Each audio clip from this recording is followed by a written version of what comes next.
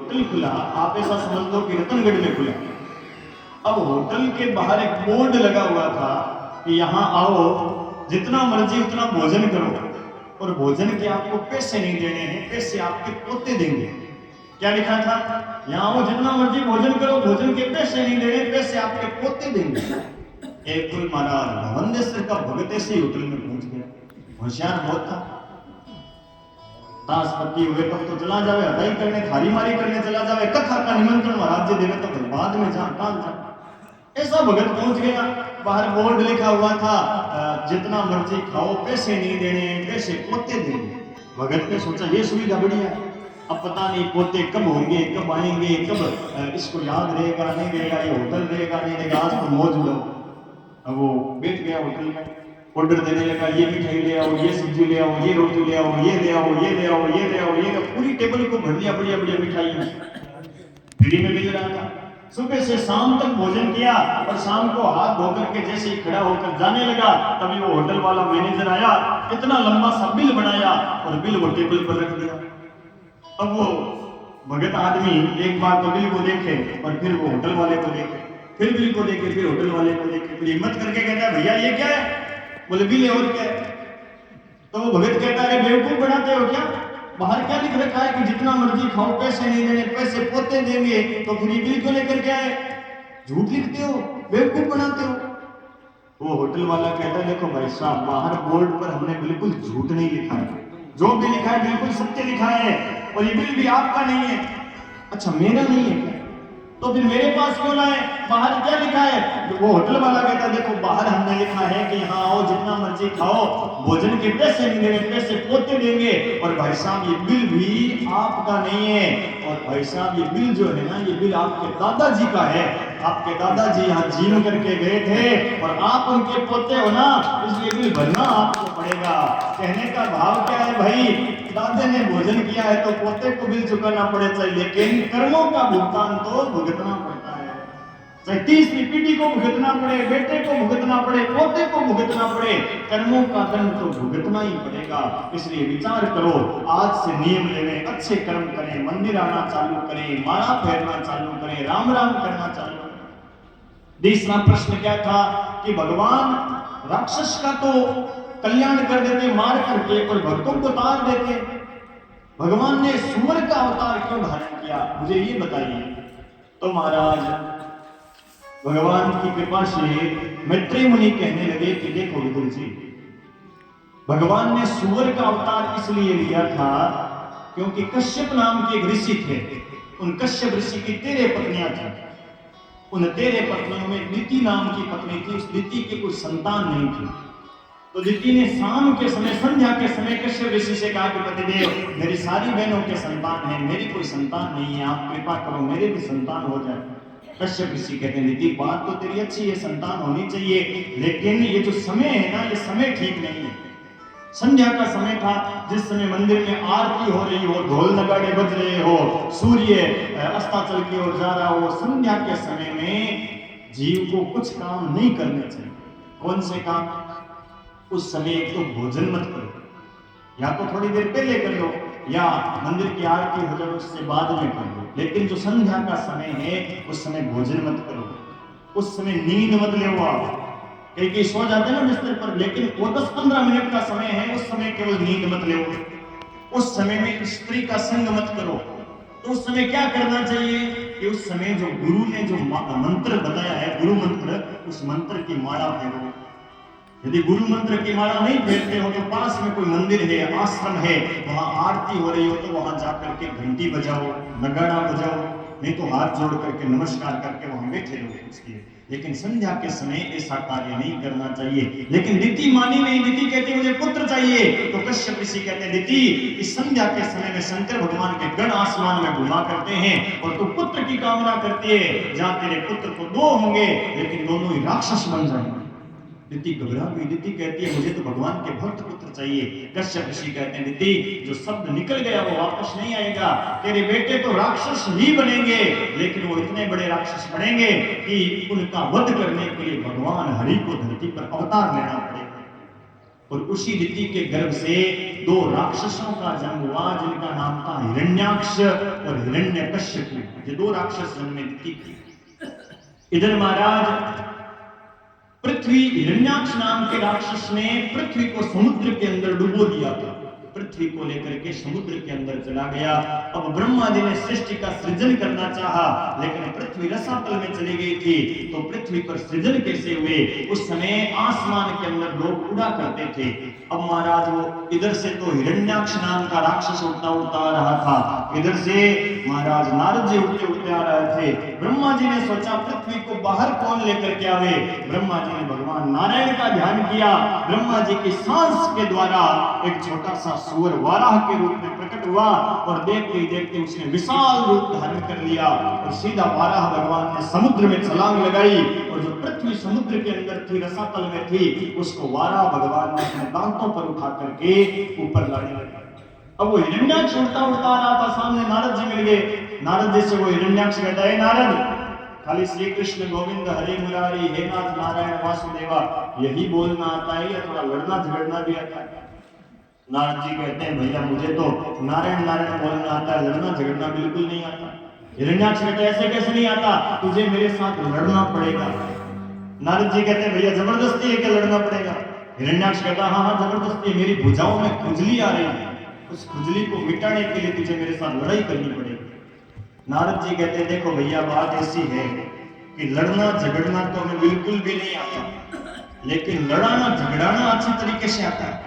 लड़ना तो नहीं आता लेकिन लड़ाना अच्छी तरीके से जानता हूं। ऐसी जगह तेरी लड़ाई कराऊंगा कि तेरी जन्म जन्म की खुजली मिट जाएगी, वापस कभी नहीं आएगी जीवन में। हिरण्याक्ष कहता है, तो ऐसा कोई आदमी बता दे जिससे मैं लड़ाई करूं। नारद जी कहते हैं, समुद्र से एक सूअर वाराह के रूप में पृथ्वी को दांतों पर उठा कर मारा, जब उसके साथ युद्ध कर ले। और वो हिरण्याक्ष गया और हिरण्याक्ष वाराह भगवान से युद्ध करने लगा। भगवान ने सोचा कोई छोटा मोटा जीव होगा भाग जाएगा, लेकिन अंत में वो हिरण्याक्ष ने उस पृथ्वी को पकड़ लिया और कहा कि ये सूअर, ये पृथ्वी मेरी है, इसको छोड़ दे, मैं लेकर जाने नहीं दूंगा।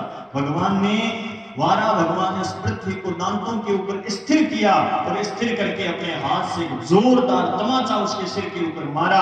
उस हिरण्याक्ष का सर धड़ से अलग हो गया और वाराह भगवान ने पृथ्वी की स्थापना करी। बोली वाराह भगवान की। ये भगवान का वाराह भगवान पृथ्वी की स्थापना हुई। और महाराज पृथ्वी की स्थापना होने के बाद ब्रह्मा जी ने स्वयं मनु के द्वारा इस सृष्टि का सृजन करवाया। एक कर्दम नाम के ऋषि और हुए थे ब्रह्मा जी के, वो महाराज जन्म लेते ही संसार से विरक्त हो गए और तपस्या करने लगे। अब उस कर्दम ऋषि ने 10,000 साल तक तपस्या करी और तपस्या करते करते वृद्धावस्था आ गई, बूढ़ापा आ गया और बूढ़ापे के मन में विचार आया कि भाई संसार के लोग शादी करते हैं, पत्नी के साथ बच्चों के साथ रहते हैं और एक मैं महात्मा ऐसा जो जंगल में भटक रहा, मैं भी शादी करूंगा, विवाह करूंगा, ये भगवान की इच्छा थी ऐसी। अब महाराज बूढ़ापा आ गया और बूढ़ापे में मन में विचार आता है शादी का। ये बूढ़ापा होता है ना जो बचपन का दूसरा रूप होता है। महाराज बच्चे का स्वभाव और 90 साल के ऊपर व्यक्ति का, 95-100 साल के ऊपर व्यक्ति का विचार लगभग बराबर हो जाते हैं कभी कभी। अब बूढ़ापे में ऐसी ऐसी चीजें याद आती जो बचपन में याद आती थी। एक कोई महाराज देवठड़ी ब्यासो सावो मंडियो और एक कोई 95 साल का बूढ़ा बाबा रे होता। बूढ़ा बाबा भी सामने ने देख 8-10 टाबरा नो भेड़ो ही कोई ब्याह मंडियो। बूढ़ा बाबा के छोरा छोरा अरे सागे सागे मन नहीं परना दो के डाबरिया कहे कि बाबा हम थारो ब्याह तो लकड़ा में हो। अब बाबा ने अपन रामदेव जी अंदर सुनीस तो कमो बाबा कहे कि भाई मकड़ा तो हाल आगो घणो है, मन तो अटली कटी रतनगढ़ में देख रे परना दो भाई सुनीस भाई सारूरी बात कर। अब वृद्धावस्था के अंदर मन में विचार आया कि मैं शादी करूंगा, लेकिन भगवान ऐसे हैं दयालु, यदि मन में यदि संसार की भी कामना आवे तो भगवान पूरी करते हैं। अब भगवान 10,000 साल तपस्या करने के बाद प्रकट हुए और प्रकट होते ही कर्दम ऋषि से कहने लगे, कर्दम ऋषि आप शादी करना चाहते हो? कर्दम ऋषि का मन शांत हो गया। कर्दम ऋषि कहने लगे, प्रभु मुझे शादी नहीं करनी।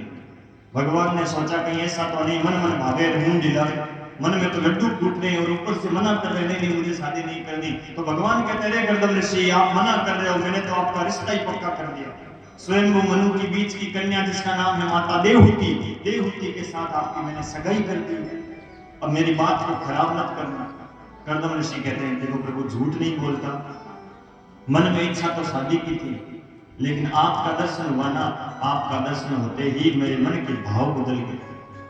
अब देखो मैं शादी तो करूंगा, लेकिन एक शर्त पर करूंगा। मैं शादी तभी करूंगा जब आप मुझे वचन दोगे कि आप मेरे घर में पुत्र बनकर के आओगे। कर्दम ऋषि की बात सुनकर भगवान ने तथास्तु कहा। ये भगवान की लीला थी शादी करवाना भी। कुछ समय के बाद स्वयंभू मनु अपनी बीच की कन्या जिसका नाम है देवहूति, माता देवहूति को लेकर के आए। कर्दम ऋषि ने बैठने के लिए 3 आसन बिछाए। 3 आसन किसके लिए? एक आसन बिछाया अपने होने वाले ससुर जी स्वयंभू मनु के लिए, दूसरा आसन बिछाया खुद के लिए, और तीसरा आसन बिछाया माता देवहूति के लिए। अब महाराज कर्दम ऋषि बैठ गए, स्वयंभू मनु बैठ गए, लेकिन माता देवहूति उस आसन पर बैठी नहीं। क्यों नहीं बैठी? क्योंकि महाराज माताएं जानती है, माता देवहूति ने सोचा कि ये कर्दम ऋषि मेरे होने वाले पति हैं, और पिता के सामने पत्नी को पति के बराबर आसन पर बैठना नहीं चाहिए। ये नियम होता था। बूढ़ी बूढ़ी माताएं बैठी है, जानती है पहले के जमाने में महाराज पत्नी पति के बराबर नहीं बैठती थी, बेटा बाप के बराबर नहीं बैठता था, बेटी मां के बराबर नहीं बैठती थी, चेला गुरु के बराबर नहीं बैठता था, बीननी सासू के बराबर नहीं बैठती थी। पति बैठा रहता ऊपर तो महाराज पत्नियां नीचे बैठ जाती थी। आजकल तो महाराज मामला सारा ही उल्टा है। आज तो पति नीचे बैठा है, वो बोले खुद तो पलंग पर बैठे। पुराने जमाने में बीननियां सासू के बराबर नहीं बैठती थी। आजकल तो भाई माथे पर ना बैठ जाए तब तक भला समझना, भगवान की कृपा समझना। एक कोई बात याद आ गई, बताऊं क्या तुम क्या? एक कोई महाराज कोई गांव के अंदर कोई पढ़ी लिखी बीननी आ गई। संसार की बात है महाराज जी थोड़ी। अब वो पुराने जमाने की बात है। अब पुराने जमाने में सास में थोड़ी परीक्षा लेती थी बच्चियों की, तो वो बीननी की परीक्षा लेती है। सासू सासू सोचती है कि भाई बीननी ने खाली पढ़ाई लिखाई आवे है या माँ बाप की संस्कार भी दिया, तो सासू परीक्षा किया ले। सासू के बेटा बीननी एक बात बता, मैं यदि पिलंगरे माथे बैठूं तो बेटा तो कट्ठे बैठे। अब महाराज वाह, बच्ची बेचारी पढ़ी लिखी पर संस्कारी घराने भी कहे सासू मां, मारी मां मैंने एक बात सिखाने भेजी कि बेटा कभी बड़े बुजुर्गों ने बराबर नहीं बैठना चाहिए। अब सासू मां हे पिलंगरे माथे बैठो तो मैं कुर्सी रे माथे नीचे बैठ जाऊं, पर थान बराबर नहीं बैठे। सासू राजी हुए। सासू के देखो देखो भाई बीननी तो संस्कारी भाई, बढ़िया शिक्षा दी है मां।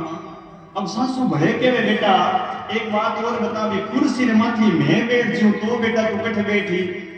अब बीननी बेचारी कहे सासू मां कुर्सी रे माथे थे बैठ जियो तो मैं काम करूं, कुर्सी हटा जमीन माथे बैठ जियो, आसन दरी बिछा दरी माथे बैठ जियो, पर बराबर नहीं बैठे। सासू के वाह भाई बीननी, कलयुग में इसी बीननियां मिले भाई, भागी जाग गया मार। सासू तो भले पूछे। सासू के बेटा बीननी जे दरी माथे आसन पर ही मैं बैठ जियो तो बेटा तू कठे बैठे। अब बीननी के सासू मां आसन पर थे बैठ जियो, एक काम करूं, मारी मां कहो बराबर नहीं बैठनो तो मैं वो आसन हटार दरी हटार और जमीन रे माथे बिना बिछावने बैठ जियो, जमीन माथे बैठ जियो। सासू तो राजी हुए। सासू के वाह भाई मारा तो भागी जाग गया, किसी बीननी मिली उन्हें कलयुग में। अब सासू देखे बड़े पूछा देखणी हम कड़े क्या जवाब दे, तो सासू तो बड़े पूछे सासू हम तो जानो थे। अब मारा सासू के बीननी बेटा एक बात और बता, तो जे जमी माथी मैं बैठ जूं बेटा तो तू कठे बैठे। अब सासू ने बात सुनकर बीननी कहे सासू मां अब जगह तो बचे कौन, तो ही मारी मां मैंने एक बात सिखाई बेटा कभी बड़ाने बराबर नहीं बैठो। अब जमी माथे थे बैठो तो मैं काम करूं, जमीन में खड्डो खोद खड्डे रे मायने बैठ जाऊं बराबर। देखो देखो सासू के बीननी थारा तो पग धोई धोई पूजूं तो ही कम है, देखो किसी बीननी में खाडे में बैठ जी पर बराबर नहीं बैठे। पर मारा सासू लारो नहीं छोड़े। सासू के बीननी एक और बता दे, जे खाडे में मैं बैठ जाऊं तो बेटा तू कठे बैठी। अब बीननी काई होगी जवाब दे दे, बा देखो आ सासू लारो छोड़ने वाली नहीं। बा बीननी के सासू मां मारी मां सिखायो कभी बराबर नहीं बैठो। अब खाडे में थे बैठ जाओ जो जगह तो बचे कोनी, पर तोई मैं काम करूं भी खाडे माथे मिट्टी डाल कर भी माथे बैठ जाऊं, पर तोई बराबर नहीं बैठे। भाई देख लो ऊपर बैठ सके पर बराबर नहीं बैठे। तो भाई कलयुग के अंदर सौभाग्य की बात होती है, सास और बहू में प्रेम होना चाहिए। ये तो विनोद की बात है, लेकिन मेरे कहने का तात्पर्य है कि बुजुर्गों का सम्मान करो। देखो देवहूति कैसी स्त्री है, माता पिता के सामने संस्कार कितना है, पति के बराबर नहीं बैठ रही है। ये संस्कार सीखिए, बच्चों को संस्कार दीजिए, बुजुर्गों के बराबर मत बैठने दो। बड़ा कोई आदमी घर में बुजुर्ग आ जाए, मांचे पर बैठा है, तो बच्चों को सिखाओ बेटा नीचे बैठना चाहिए, संत महात्मा बैठे उनके चरणों में बैठना चाहिए। बहू बेटियों को संस्कार दीजिए, बच्चों को कथाओं में लाइए, शिक्षा दीजिए सनातन धर्म क्या है, हमारे देवी देवता क्या है। देवहूति बैठी नहीं आसन पर, लेकिन देवहूति ने सोचा पति की आज्ञा मानना भी जरूरी है, तो देवहूति ने क्या किया, उस आसन के ऊपर ऐसे हाथ रख दिया और खुद माता देवहूति नीचे बैठ, खुद नीचे बैठ गई। अब महाराज मनु का विवाह हुआ, विवाह होते ही स्वयंभू मनु तो चले गए और कर्दम ऋषि तो भगवान के भक्त थे। अब जैसे ही कर्दम ऋषि स्नान करके संध्या करने बैठे, तो वो तो महात्मा पहुंचे हुए संत थे, महाराज कर्दम ऋषि की समाधि लगी। समाधि कैसी, छोटी मोटी समाधि नहीं लगी, 40 साल की समाधि लग गई। और माता देवहूति कैसी स्त्री है, कैसी पतिव्रता नारी है, देवहूति ने 40 साल तक अपने पति की सेवा करी। पति ने भोजन नहीं किया, इसलिए देवहूति भोजन नहीं करती। क्यों? क्योंकि देवहूति का नियम था पति भोजन करने के बाद पत्नी को भोजन करना चाहिए। कई माताएं आज भी नियम रखती है, पति से पहले भोजन नहीं करती, घर में करना भी नहीं चाहिए। स्त्री का कर्तव्य है पति भोजन करे, पति के बाद में बच्चों को भोजन जिमा करके बाद में जो स्त्री घर में भोजन करती है वो स्त्री लक्ष्मी होती है। हमारे सनातन धर्म में जब शादी होती है तो पंच कवल निकालते हैं, मारवाड़ी निकालते पंच कवल। वो पंच कवल क्यों निकालते हैं? ताकि पति का झूठा निकाला जाता है, वो स्त्री भोजन करती है, जिससे घर के अंदर महाराज प्रेम बढ़ता है। और ये आजकल नियम चलते नहीं है, इसीलिए आजकल देख लो नए नए बच्चों में इतने तलाक हो रहे हैं। पहले नहीं होता था हमारे समाज के अंदर, महाराज कैसा भी गृहस्थ जीवन हो माताएं संभालती थी। लेकिन आजकल ये क्यों हुआ? क्योंकि हमने सनातन धर्म को छोड़ दिया, हमारे संस्कारों को छोड़ दिया, हमने परिवार की मर्यादाओं को छोड़ दिया। इसीलिए घर में इतने रोज झगड़े होते हैं, कड़े होते हैं। पत्नी का कर्तव्य पति और बच्चों के बाद में भोजन करे। माता देवहूति ने इतनी सेवा करी, इतनी सेवा करी, और 40 साल तक कर्दम ऋषि की समाधि लगी रही। 40 साल के बाद जैसे ही आंख खुली तो सामने देखा कि बूढ़ी सी स्त्री बैठी हुई। 40 साल में आंख अंदर धंस गई, गालों पर झुर्रियां पड़ गई, बाल सफेद हो गए। कर्दम ऋषि ने पहचाना ही नहीं। कर्दम ऋषि कहते हैं देवी आप कौन हो? देवहूति कहती है पतिदेव याद कीजिए, आज से 40 वर्ष पहले एक राजा अपनी कन्या को लेकर आया था और आपके साथ में पाणी ग्रहण संस्कार हुआ था। मैं आपकी धर्म पत्नी देवहूति हूं। कर्दम ऋषि कहते देवहूति तू 40 साल तक यहाँ रही, अरे क्या खाया क्या पिया, अपने पिता के घर क्यों नहीं गई? देवहूति कहती पतिदेव विवाह के बाद पति का घर ही उस स्त्री का घर होता है, पिता का घर उसका नहीं होता। आपकी आज्ञा के बिना कैसे जाती? आपकी आज्ञा नहीं थी, आप समाधि में थे। कर्दम ऋषि इतने राजी हुए, हाथ में गंगा जल लिया, अपनी तपस्या के प्रभाव से जल को अभिमंत्रित किया और जल को जैसे सामने छोड़ा, कर्दम ऋषि की तपस्या से सामने एक सरोवर प्रकट हो गया और देवहूति का हाथ पकड़ा।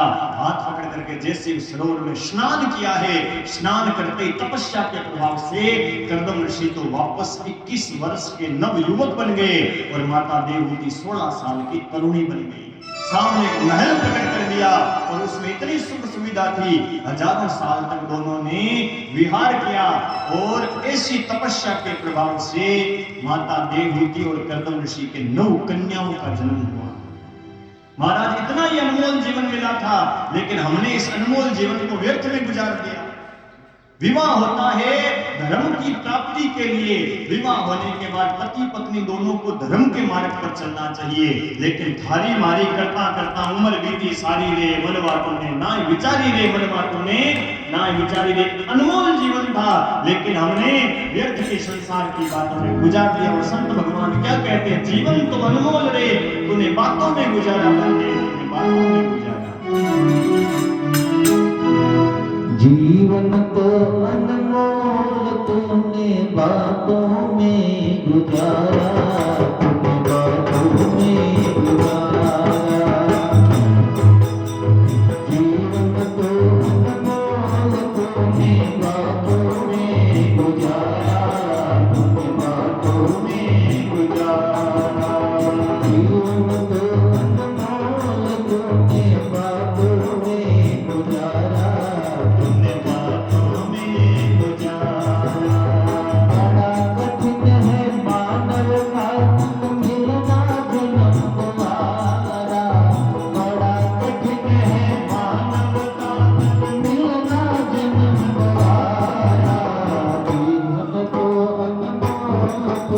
में बातों में गुजारा, तुमने बातों में गुजारा। जीवन तो अनमोल तुमने बातों में गुजारा, तुमने बातों में गुजारा। राधे प्रेम से तारी सेवा करते हुए हरि बोल।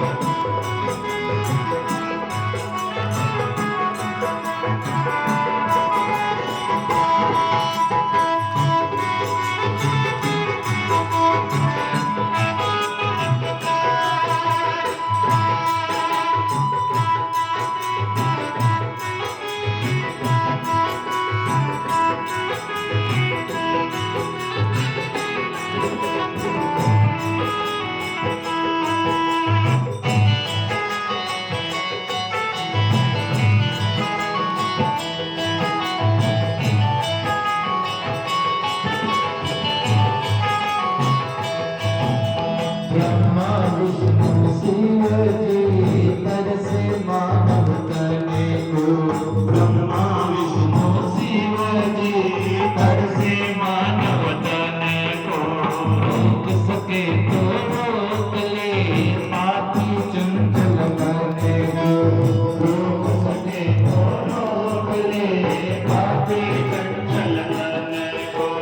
पछताएगा बेजाओगी जब ये समय की धारा, पछताएगा बेजाएगी जब ये समय की धारा। जीवन को अनमोल तुमने बातों में गुजारा, तुम बातों में गुजारा। जीवन को अनमोल तुमने बातों में गुजारा, तुमने बातों में गुजारा। जय हो।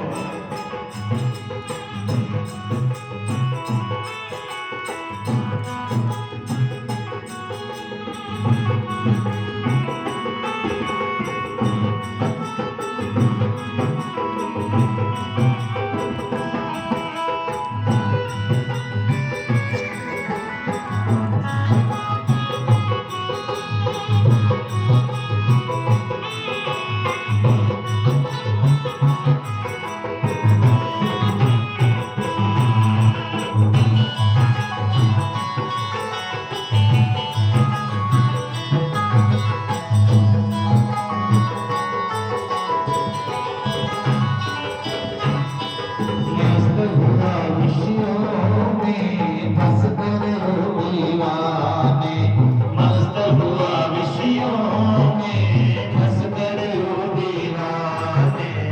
इस जग में आया है तू अपना फर्ज निभाने, इस जग में आया है तू अपना फर्ज निभाने।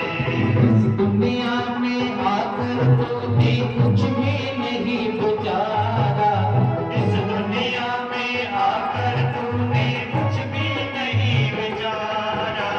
जीवन तो अनमोल तूने बातों में गुजारा, तूने बातों में गुजारा। जीवन तो अनमोल तूने बातों में गुजारा, तूने बातों में गुजारा।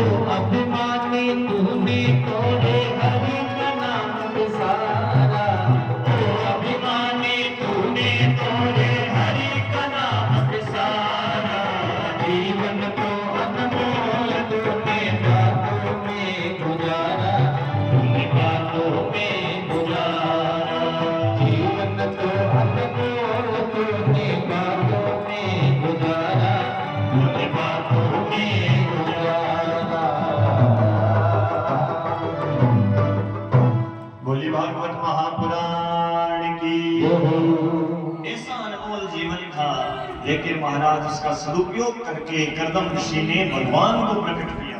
कैसे? कर्दम ऋषि और माता देवहूति की 9 कन्याओं का जन्म हुआ, 9 बेटियां जन्मी, जिनमें ऐसी ऐसी देवियों का जन्म हुआ। आपने सती अनुसुईया का नाम सुना होगा, जिसने ब्रह्मा विष्णु और महेश को 6-6 महीने के बच्चे बढ़ा दिए थे। वो सती अनुसुईया किसकी बेटी थी?